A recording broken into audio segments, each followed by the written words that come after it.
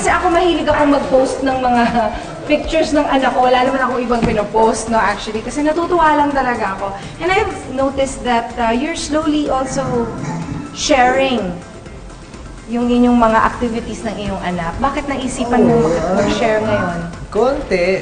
Kasi you're very private eh. So medyo, it's nice to see that you're sharing these pictures. Paminsan-minsan, syempre. Pag may mga bagay na proud ka, gusto mong makita ng ibang tao, ganun. Like, yung mga simpleng joys ng pagbabanding, ng magkasama lang. Ay, Diyos ko. Ang laki na! Oh, ha? Sige. Ako? Ginagaya niya rin ako eh. Oo eh. Yung mga gusto niya din. Kaya... Marunong Ilang taon siya? 8. 8 years old? Grade 3. Grade 3, ang laki na, no? Laki na, bilis lang eh. Grabe, ang bilis lang. Pero kanina we were talking na yun nga ang mga bata, pag sa tatay, iniidolo nila talaga yung tatay nila, di ba? May age talaga na gano'n. Siyempre maghanap sila ng parang idolin o idolize. Siyempre yung una yung tatay muna yun eh, no? Talaga. Oo.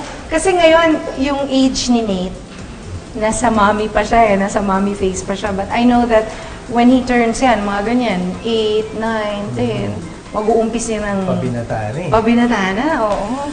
Ayan. Ito kami naman, ayan, mahilig kaming mag-park. Yung picnic yung sinasabi. Oo, nag-picnic kami. Kasi, since busy na ako ngayon, I try to make our weekends talaga free so we can go to picnic, ang tawag niya, picnic. Quality time lang talaga with the family. But how does it feel to to share yung mga moments na ganun with other people? Kasi I know that's not very you eh. Oo nga eh. Wala, ako minsan naisipan ko lang siyempre, pag masaya ka dun sa moment na yun, gusto mong pakita ng mga tao kung gaano kayo kasaya, ayun, napapapost ako kahit na hindi ko talaga laging ginagawa. Hindi mo laging ginagawa. Kasi it's nice also, hindi naman, it's not bragging that, hey, this is, we're perfect. Hindi ganun eh. It's just that you're so happy that you want to share it with everyone kasi meron kang na-capture na moment, hindi ba? Yun lang naman yun eh. Kasi ako rin ganun eh. Parang hindi ko rin alam kung bakit ako nag-share kasi I'm also very private. Pero nung nauso yung Instagram, I find myself gusto ko lang i-share kasi happy yung... Saka pride and joy mo Oo, exactly eh. Yun eh. So parang I just wanted to share it with everyone. Hindi naman you're just bragging about it. Ayun.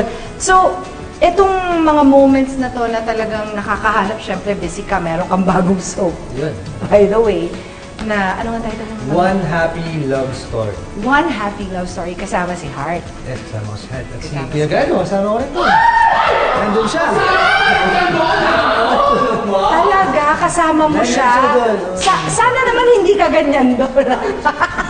Hindi naman. Wish ko lang. Pero you still find time, of course, to be with Kalik. Kailangan eh. Oo.